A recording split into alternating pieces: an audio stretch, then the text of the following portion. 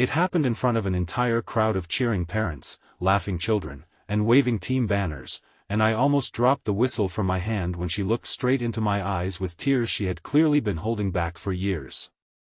After weeks of coaching her little boy's soccer team, celebrating every goal he scored, tying his loose cleats before every practice, and encouraging him whenever he doubted himself, she quietly stepped closer after our final daytime practice, smiled through trembling emotion, and asked the one question that instantly shattered everything I thought I knew about my own past.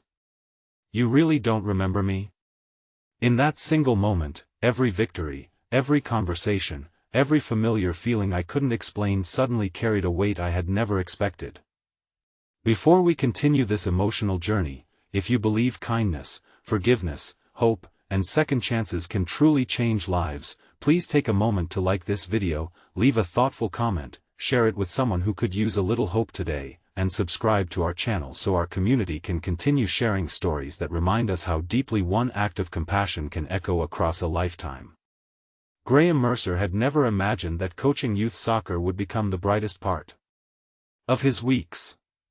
At 43, life had become painfully predictable. He repaired heating systems across the county, lived alone in a modest house filled with old photographs he rarely looked at anymore, and spent most evenings wondering how so many years had disappeared without leaving behind the family he had once dreamed of building. When the local recreation center announced they desperately needed volunteer coaches because several had moved away, Graham signed up without thinking too hard about it. He had played soccer through college, but what really drew him in was the chance to matter to someone again. The children didn't care about the mistakes adults carried. They only cared whether someone believed in them. Among the 12 players assigned to his team was a quiet 9-year-old boy named Owen Barrett. Unlike the other children who raced across the field with endless energy, Owen hesitated before every drill. He apologized whenever he missed a pass and celebrated everyone else's success more enthusiastically than his own. Graham recognized that kind of self-doubt because he had lived with it for years. Instead of pushing the boy harder, he encouraged him gently, praising effort rather than results. Slowly, Owen began smiling more. He ran faster. He laughed louder. By the 4th week, he scored his first goal, and instead of celebrating himself, he turned toward the sideline searching for Graham's reaction. Graham clapped until his hands hurt. Every practice, Owen's mother stood quietly near the fence. She never tried to interfere or coach from the sidelines. She simply watched with calm attention, occasionally smiling whenever her son forgot to be afraid. Her name on the registration forms was Laurel Barrett. She thanked Graham after every game with sincere appreciation, yet there was something unusual in the way she looked at him. It wasn't admiration or attraction. It felt older than that, almost like someone recognizing a familiar song they hadn't heard in decades. Graham noticed it more than once but assumed he was imagining things. Other parents loved talking after practices, but Laurel usually left quickly with Owen. Even then, she always paused long enough to thank Graham personally. One afternoon, after Owen successfully defended a difficult play against the league's strongest striker, Laurel's eyes filled with tears while watching her son laugh with teammates. Graham assumed they were tears of pride. What he didn't know was that every joyful moment reminded her of another frightened child many years earlier. As the season continued, Graham unknowingly became more than a coach. Owen began believing in himself because one patient adult refused to give up on him. Teachers noticed improvements at school. His classmates invited him to birthday parties. Even his posture changed. Laurel often watched these transformations with overwhelming gratitude.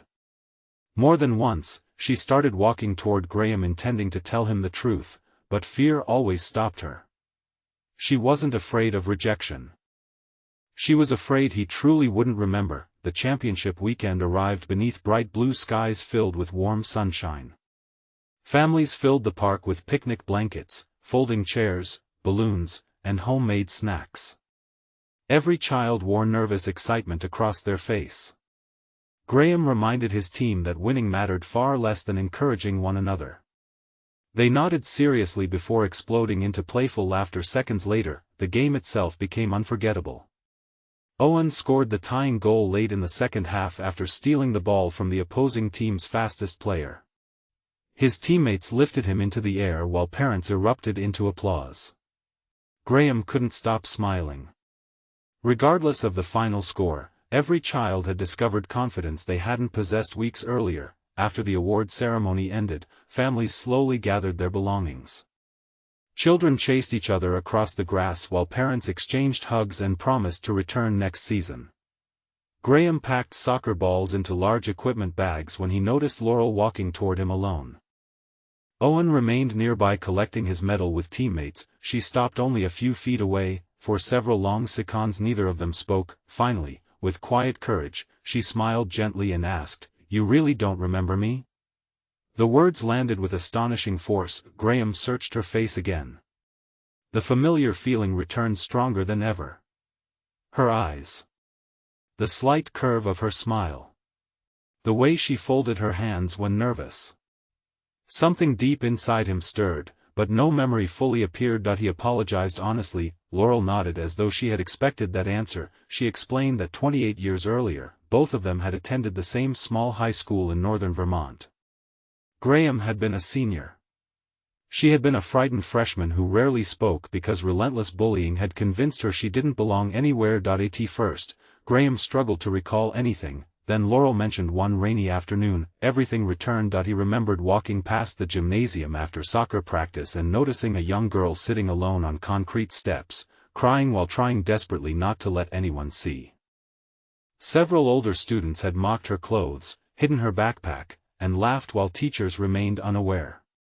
Graham had quietly found the missing backpack behind the equipment shed, returned it without asking embarrassing questions, and walked her safely to the front office before leaving. He remembered telling her something simple that had barely seemed important at the time: kind people always outlast cruel ones. He had forgotten those words moments later. She never had. Laurel smiled through tears as she explained that she had been ready to leave school forever that afternoon. She had already written a note to her parents asking to transfer because she believed she simply wasn't strong enough anymore. One unexpected act of kindness from an older student changed everything. She stayed. She graduated.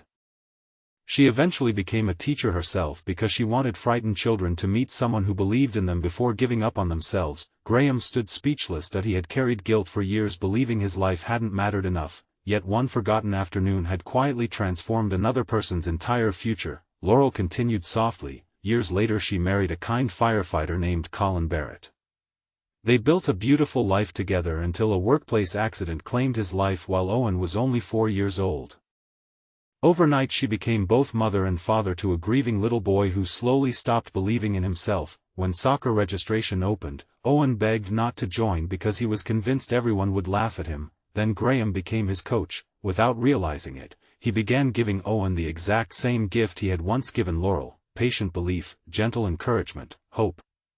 Every encouraging word Graham spoke to Owen reminded Laurel of the frightened 14-year-old girl whose backpack he had quietly returned without expecting thanks. She had recognized him on the very first practice. The years had changed his hair and added lines around his eyes, but kindness had the remarkable habit of remaining recognizable forever. Graham's own eyes filled with tears. He admitted something he had never shared with anyone: that same year in high school, his father had died unexpectedly.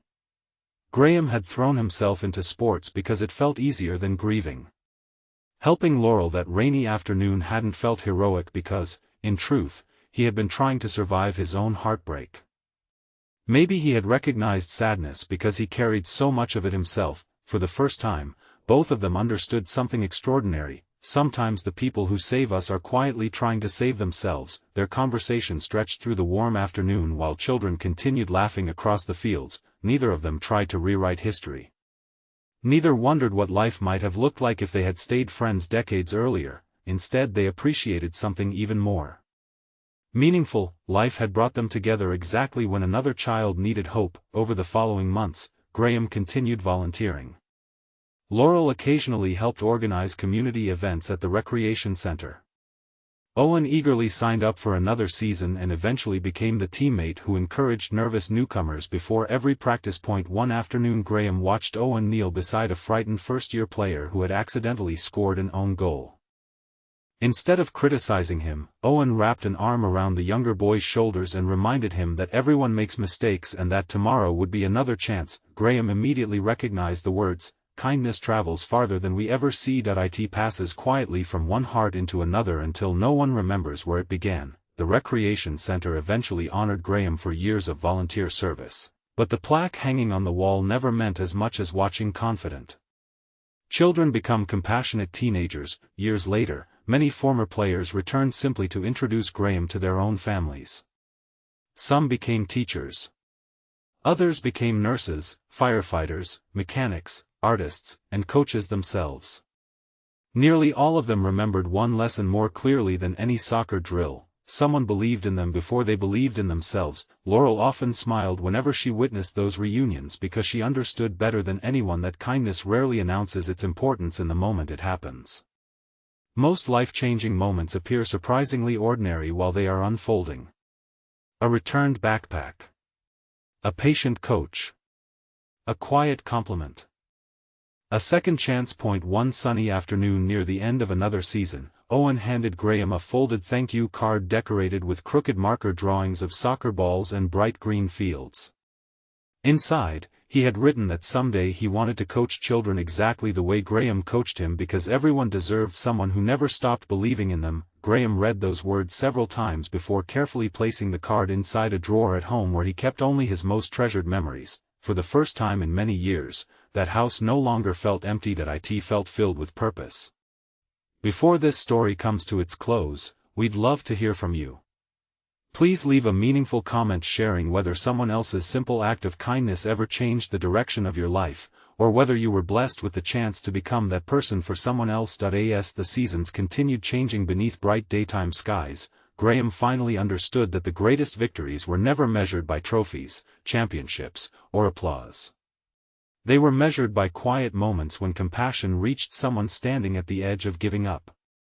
One forgotten act of kindness had rescued a frightened girl. Decades later, that same kindness helped a grieving little boy discover confidence. The circle of hope kept growing because one person chose empathy instead of indifference, never realizing how far that single decision would travel. If this story touched your heart, please like this video, leave a meaningful comment, share it with someone who needs hope today, and subscribe to our channel so you never miss another emotional journey. May we all remember that even the smallest act of kindness can become someone else's reason to keep believing, and that the people we help today may one day remind us that no good deed is ever truly forgotten.